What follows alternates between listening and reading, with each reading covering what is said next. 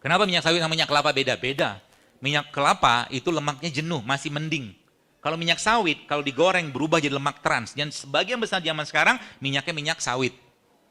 Makanya kalau Anda ngerti minyak sawit itu benar-benar tidak cocok untuk dikonsumsi kita. Karena banyak masalah di jantung kita sama pencernaan kita muncul dari minyak itu.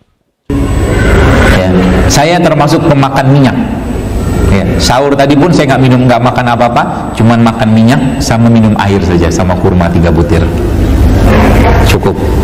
Ya, minyak. Ini grapes, ini minyak zaitun ya. Minyak zaitun yang terbaik yang ada di mana? Yang ada disebutkan dalam Al-Qur'an, yaitu la syarqiyati wala gharbiyah.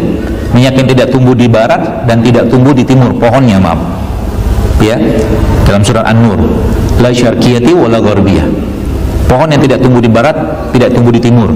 Di mana? Kalau menurut yang saya baca dan para ahli-ahli naturopati mengatakan minyak terbaik itu justru malah letaknya ada di Palestina. Jadi minyak zaitun terbaik itu letaknya ada di Palestina.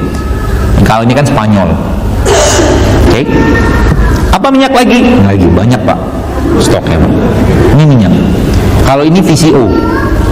Bedanya sama 3 ini apa? Beda. Kandungannya beda semua. Minum sekaligus boleh nggak? Boleh aja kalau mau.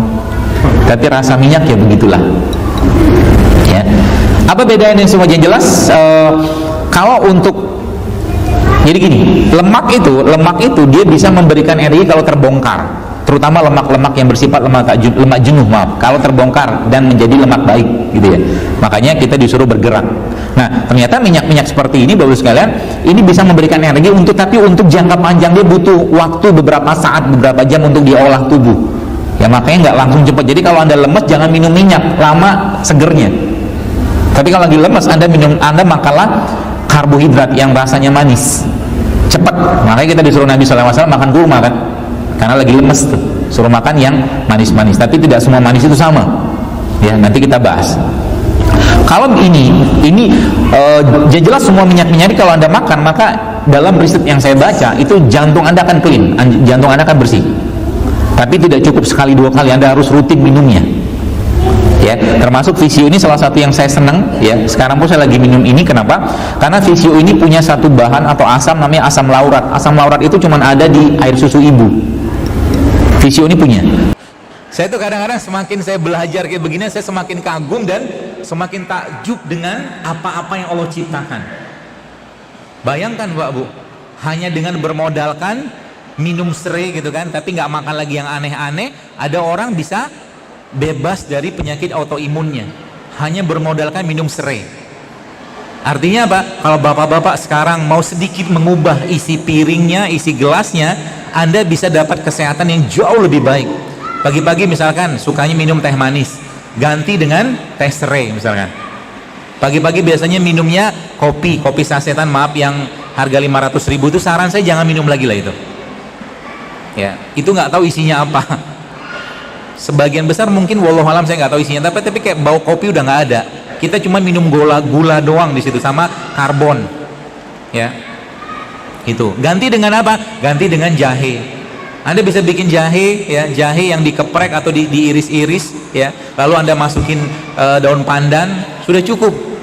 Untuk sarapan pagi, habis itu minum VCO. 1 sendok sudah cukup untuk aktivitas sampai siang. Cukup, insya Allah cukup.